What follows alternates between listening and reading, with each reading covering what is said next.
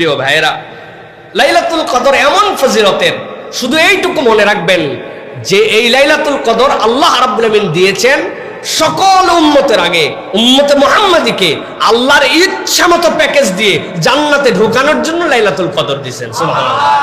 সর্বনিম্ন আপনি পান 1000 মাস, উপরেরটা আল্লাহ রাব্বুল আমিন প্রকাশ করেন নাই। কত দিয়ে তোমাকে জান্নাতে ঢোকানো লাগবে আল্লাহ তত দিবেন। সুবহানাল্লাহ।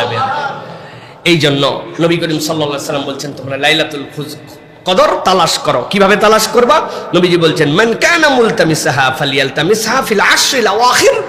যদি তুমি লাইলাতুল কদর খুঁজতে চাও, শেষের 10 দিনের মধ্যে লাইলাতুল কদর খুঁজতে শুরু করো। নবী করিম সাল্লাল্লাহু আলাইহি ওয়াসাল্লাম বলছেন যদি না পারো, দুর্বল তুমি হয়ে যাও, ফালা ইয়াগলাবান্না আলা সাবইল বাওয়াকি, শেষ 7 দিন যেন বাদ দিস না, একবারে এটার মধ্যে।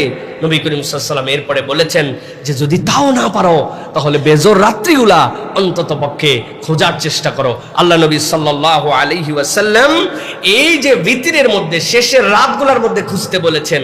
আল্লাহ নবী সাল্লাল্লাহু আলাইহি ওয়াসাল্লাম শেষ 7 দিনের কথা বলেছেন, শেষ 10 দিনের কথা বলেছেন।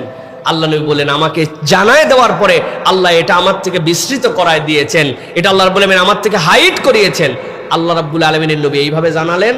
আর আমাদের প্রতি ওহী হয়ে গেছে যে একমাত্র প্রত্যেক বছর 27 লাইলাতুল কদর আল্লাহ নবী সব করলেন, আর আমরা ওহী পাইলাম আলাদাভাবে যে 27 একমাত্র ফিক্স করে ফেললাম। এটা হইল কিছু প্রিয় ভাইয়েরা? হলো না তো। সেই রাতেরও আলাদা গুরুত্ব আছে, কিন্তু আল্লাহ নবী যেভাবে বলেছেন সেইভাবে তালাশ করা আমাদের জন্য দায়িত্ব। প্রিয় ভাইয়েরা, বোকা লোক হলেও তো লাইলাতুল কদরের পিছে কিছু শ্রম দেওয়ার কথা। যদি একদম গাফেল বান্দা হয় তাও চিন্তা করবে যে অন্তত পক্ষে কিছু মানুষ আছে না, দেখবেন বিভিন্ন জায়গায় দোয়া খায়ের হয়, অনুষ্ঠান হয়, শেষে একটু খাবার দেয়, ও সারাদিন না থাকলেও খাবারের সময় হাজির হয়ে যায়। আছে না এরকম পার্টি? ও ভাই, আপনি যত খারাপ সেন্স নেন আর জানেন ওর পেট খাওয়া লাগবে, ওই জন্য ক্ষুধা আছে জন্য এই সময় আসছে। এরকম কিছু চালাক বান্দাও তো থাকার কথা যে ভাই রমাদানেও প্রপারলি আমি করতে না পারলেও অন্তত পক্ষে শেষ 10 দিন, শেষ 7 দিন, অন্তত এর মধ্যে বেজর রাত, এইগুলোর মধ্যে আমার কিছু তালাশি দরকার, যাতে আল্লাহ রাব্বুল আমিন আমাদেরকে লাইলাতুল কদর নসিব করেন ইনশাআল্লাহ। আমি আপনাদের কাছে সংক্ষিপ্ত বরাবর বলি, আবারও আপনাদের কাছে মিশন লাইলাতুল কদর। আমাদের লাইলাতুল কদর যেন কোনোভাবে মিস না হয়, কমসে কম 5টা, আর আপনার পক্ষ থেকে বুদ্ধি খাটায় আপনি আরো 2-1টা বের করতে পারেন। এর 1 নম্বর কাজ হবে প্রত্যেক দিন লাইলাতুল কদরের যখন রাত শুরু হবে মাগরিবের নামাজের পরের থেকে আমাদের টার্গেট থাকবে মিস যাবে না, যাবে না। প্রত্যেকটা দিন শেষ দশকের মধ্যে আমরা কিছু দান সাদাকা করব। মা বোনেরা যারা আছেন ওনারা কেমনে রাত্রেবেলা ফকির মিসকিন খুঁজে পাবেন, দান করবেন কেমনে? বাড়িতে আলাদা বক্স বানায় রাখবেন, আলাদা একটা পট বানায় রাখবেন, আলাদা একটা পদ্ধতিতে রাখবেন যে ওই রাত্রে অন্তত আমার পক্ষ থেকে কিছু দান করে রাখলাম, পরে দান করে দিব। কিন্তু আল্লাহ বলেছেন লাইলাতুল কদর এটা রাত, সুতরাং এই রাতের মধ্যে আমার সাদাকা যেন মিস না হয়, আমি যেন প্রত্যেক দিন আল্লাহর কাছে বলতে পারি। একবার যদি মিলে যায় কমসে কম 1000 মাস, উপরে কত, 1 টাকার বদলে কমসে কম 1000-এর উপরে কত আল্লাহ কেবল জানেন। অতএব দান সাদাকা মিস করা যাবে না। 2 নম্বরে যেটা বলবো প্রিয় ভাইরা, প্রত্যেক দিন আমাদের কিছু না কিছু অতিরিক্ত সালাত আদায় করতে হবে প্রত্যেক রাত্রে। র্যান্ডম যেটা আমার কিয়ামুল লাইল আছে, র্যান্ডম যেটা আমার তাহাজ্জুদ আছে, বা আমার জন্য যেটা তারাবি আছে, সবের বাহিরে ওই মাগরিবের পর থেকে ফজরের আগ পর্যন্ত লাইলাতুল কদরের নিয়তে 2 রাকাত, 4 রাকাত, 6 রাকাত, 8 রাকাত আমার সাধ্যের মধ্যে, তবে নিম্নে থেকে নিম্নে 2 থেকে 4 রাকাত নামাজ আমার মিস হবে না। এটা লাইলাতুল কদরের আমল হবে শেষ দশক থেকে। 3 নম্বর যেটা, প্রত্যেক রাত্রে টার্গেট করব আল্লাহর নবীর প্রতি কিছু দরুদ এবং সালাম পেশ করার জন্য, আমার যেন কোনোভাবে মিস না হয়। শেষ 10 দিন বড় চার্ট বানায় রাখছি, দান ইয়েস হয়ে গেছে, তারপরে আমার জন্য সালাত ইয়েস হয়ে গেছে, বড় করে টেবিলের নিচে, ডাইনিং টেবিলে, দরজার সামনে। কারণ এই বছর আমাকে লাইলাতুল কদর মিস করা যাবে না। আল্লাহ নবীর দরুদ এবং সালাম হ্যাঁ হয়েছে, দরুদ ইব্রাহিম পড়ছি একবার, পারি নাই সাল্লাল্লাহু আলাইহি ওয়াসাল্লাম পড়ছি, পারি নাই আল্লাহুম্মা সাল্লি আলা মুহাম্মাদ পড়ছি, পারি নাই, আমি যতটুকু পারছি কিন্তু আল্লাহ নবীর প্রতি ওই রাতের মধ্যে দরুদ এবং সালাম পাঠ করেছি। 4 নম্বরে আল্লাহ রাব্বুল আমিন এই লাইলাতুল কদরের ভিতরেই কুরআনুল কারীম নাজিল করেছেন, ইন্না আনজালনাহু ফি লাইলাতিল কদর। এই হিসাবে প্রত্যেক রাত্রে আমি কিছু না কিছু কোরআন তেলাওয়াত করব লাইলাতুল কদরের নিয়তে। ভাই এত ব্যস্ততার মধ্যে পড়ে গেছিলাম, ঠিক আছে আলাম তারা থেকে সূরা নাস আপনার মুখস্থ, আপনি নিয়ত করছেন আলাম তারা থেকে সূরা নাস, এইটুকুই মুখস্থই তেলাওয়াত করছি, সূরা 3 মুখস্থই তেলাওয়াত করেছি, সূরা দুহা মুখস্থই তেলাওয়াত করেছি, সূরা ইয়াসিন যে কয় আয়াত পারি মুখস্থ তেলাওয়াত করেছি, কিন্তু আমি লাইলাতুল কদরের নিয়তে আমি কিছু কোরআন তেলাওয়াত করব ইনশাআল্লাহ। পারবো ইনশাআল্লাহ। এরপরে যেটা প্রিয় ভাইরা, সেটা হচ্ছে প্রত্যেক রাত্রে এই দোয়াটা শিখতে হবে এবং পড়তে হবে। আল্লাহ নবী সাল্লাল্লাহু আলাইহি সাল্লামের কাছে হযরত আয়েশা সিদ্দিকা রাদিয়াল্লাহু তাআলা জিজ্ঞাসা করেছিলেন, ইয়া রাসূলুল্লাহ যদি আমি লাইলাতুল কদর পেয়ে যাই কি দোয়া করব? আল্লাহ নবী দোয়া শিখিয়েছেন, আল্লাহুম্মা ইন্নাকা আফুউন তুহিব্বুল আফওয়া ফাআফু আন্নী, আল্লাহুম্মা ইন্নাকা আফুউন তুহিব্বুল আফওয়া ফাআফু আন্নী। আল্লাহ আপনি ক্ষমাকারী, ক্ষমা করা পছন্দ করেন, আপনি আপনার এই বান্দা, আপনি আপনার বান্দিকে মাফ করে দেন, আল্লাহুম্মা আমিন। তাহলে আমরা এই আমলগুলো করতে পারবো তো ইনশাআল্লাহ। সাথে সাথে সব হুজুর বলে দিবে, হুজুর কন্ট্রাক্টর, আপনার নিজের প্ল্যান নাই, আপনার নিজের 2-3টা জিনিস ঢুকাতে হবে যে আমি সাথে এইটাও করব, আমি সাথে এই আমলটুকু করার জন্য চেষ্টা করব, যাতে করে আল্লাহ রাব্বুল আলামিন দেখে যে র্যান্ডম সকলে করতেছে, এই বান্দা আরো এত আগ্রহী যে সে এক্সট্রা কিছু একটা করতেছে। আপনি একটু বুদ্ধি খাটাইছেন, কিছু একটা করছেন আপনি, এটা তো আমার কোনো এক রাত্রে মানুষকে খাওয়াইছেন, কোনো একদিন সাহারি পাঠাই দিয়েছেন কারো কাছে, কোনো একদিন 3 জনের ঈদের কাপড়ের ব্যবস্থা করে দিয়েছেন, কেউ জানে না। মানে আপনার কি করলে আল্লাহ খুশি হবে এটা আপনি জানেন, আপনি কৌশল নিয়ে আল্লাহ রাব্বুল আলামিনের কাছে এইরকম করে আল্লাহর নিবেদন দিয়েছেন, এই বছর আমাদের যেন লাইলাতুল কদর মিস না হয়। প্রত্যেকে আমরা এই উদ্যোগ নেব ইনশাআল্লাহ। পারবো ইনশাআল্লাহ? পারবো ইনশাআল্লাহ। আল্লাহ আমাদেরকে তৌফিক দান করেন। প্রিয় ভাইয়েরা, এরপরে যেটা আপনাদের কাছে বলতে চাই, রমাদানের অন্যতম শ্রেষ্ঠ একটি আমল, রমাদানের অন্যতম গুরুত্বপূর্ণ একটি ইবাদত, সেই ইবাদতের শেষ দশক আমাদের কাছে আসতেছে, সেটা হচ্ছে ইতিকাফ। ইতিকাফ আল্লাহ রাব্বুল আলামিনের কাছে অত্যন্ত মর্যাদাকর একটি মাধ্যম আল্লাহর নৈকট্য অর্জন করার জন্য। কোনো বান্দা যদি ইতিকাফ করে, সবার লাইলাতুল কদর মিস হতে পারে, মুতাকিফিনদের লাইলাতুল কদর মিস হওয়ার কোনো চান্স নাই। সুবহানাল্লাহ। আপনি মসজিদের মধ্যে ঢুকে গেছেন আর ইতিকাফ করতেছেন। আফসোস আর দুঃখ, বাংলাদেশে বহু মসজিদে ভাড়াটিয়া ইতিকাফকারী রাখা হয়, টাকা দিয়ে ইতিকাফকারী রাখে, লুঙ্গি দিবে, জামা দিবে, খাবার দিবে, এরকম করে ভাড়ায় নিয়ে আসে।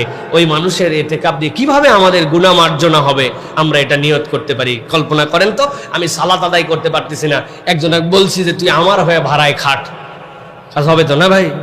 হবে। তাহলে যে ইবাদত আল্লাহ নবী কোনোদিন ছাড়লেন না, আর আমি এমন ইমানদার কোনোদিন করলাম না, কেমনে হয়? এই জন্য নিয়ত করে ফেলেন এবার, যে ওই যে বলেছি যে আপনি লাইলাতুল কদর খোঁজার নিয়তে আপনি নিয়ত করছেন যে 2টা বেজর রাত, 21 রাত আর 23 রাত, 25 রাত আর 27 রাত মসজিদে চলে যাব আমি 2 দিনে ইতিকাফ করি। এই জন্য আমি আমার ইয়াংদেরকে বলি, টেক এ ভ্যাকেশন ফর আল্লাহ। আল্লাহর কাছে কেউ যদি নিজের হৃদয়ে ইবাদত বন্দি করে তৃপ্তির ছবিটা নিজের জিহ্বাতে, চিনি খেলে যেরকম মিষ্টি লাগে, টক খেলে যেরকম আপনার টক লাগে, ঝাল খেলে যেরকম আপনার মুখ জ্বলে, আপনি যদি ইবাদতের স্বাদ বাস্তবিক পেতে চান, আমি আপনার কাছে চ্যালেঞ্জ দিলাম, আপনি 1 থেকে 3 দিনে ইতিকাফ করে দেখেন, আপনি বুঝবেন আপনার অন্তর কিরকম আনন্দ পাইছে। সুবহানাল্লাহ।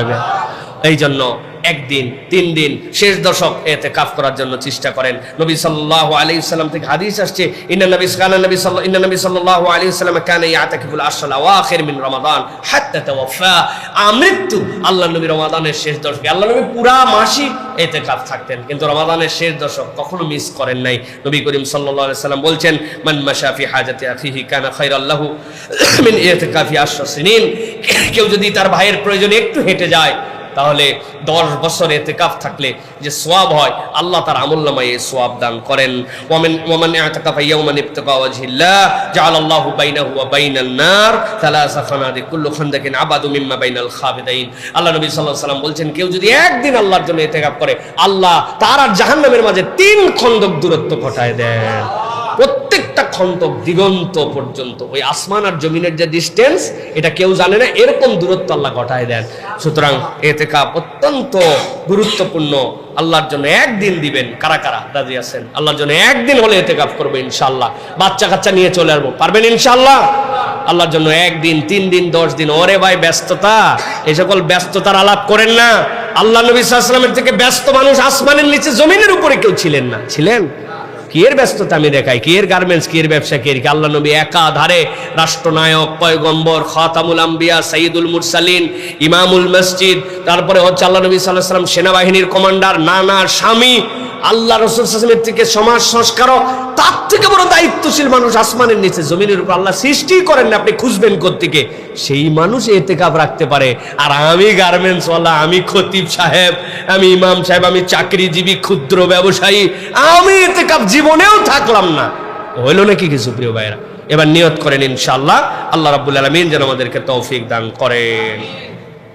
প্রিয় ভাইরা, আজকে শেষ যে বিষয় বলবো, আমাদের এই রমাদান অনেকগুলো বিষয় আমাদের হৃদয়ে দেয়। এর মধ্যে একটা হচ্ছে বদর। এই বদরের বিজয়, ইসলামের বিজয় কিন্তু এই রমাদান থেকে আল্লাহ রাব্বুল আলামিন রমাদান মাসে দান করেছিলেন। আল্লাহ কুরআনুল কারীমের মধ্যে বলেছেন, ওয়ালাকাদ নাসারাকুমুল্লাহ বিবাদরিন ওয়া আনতুম আযিল্লাহ ফাত্তাকুল্লাহ লাআল্লাকুম তাশকুরুন।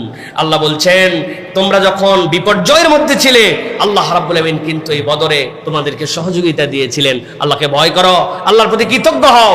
মাত্র 313 জন লোক, 313 জনে মাত্র 2টা উট, এই 313 জন সকলে পদব্রাজে করে সেখানে গিয়েছিলেন। পানির কষ্ট সেখানে ছিল, মুনাফিকের কষ্ট সেখানে ছিল।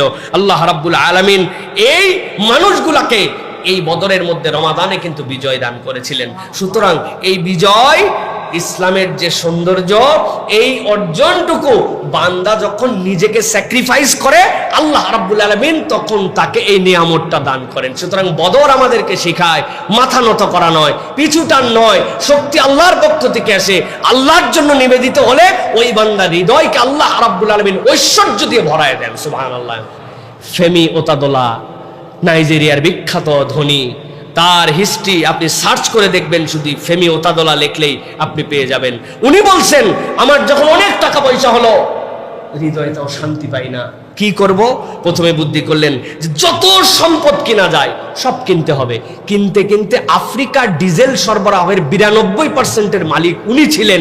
আফ্রিকার লোকের গাড়ি চালাতে হলে ডিজেল বাহিত, উনি ছাড়া কোনো উপায় ছিল না, এত সম্পদ কিনছে।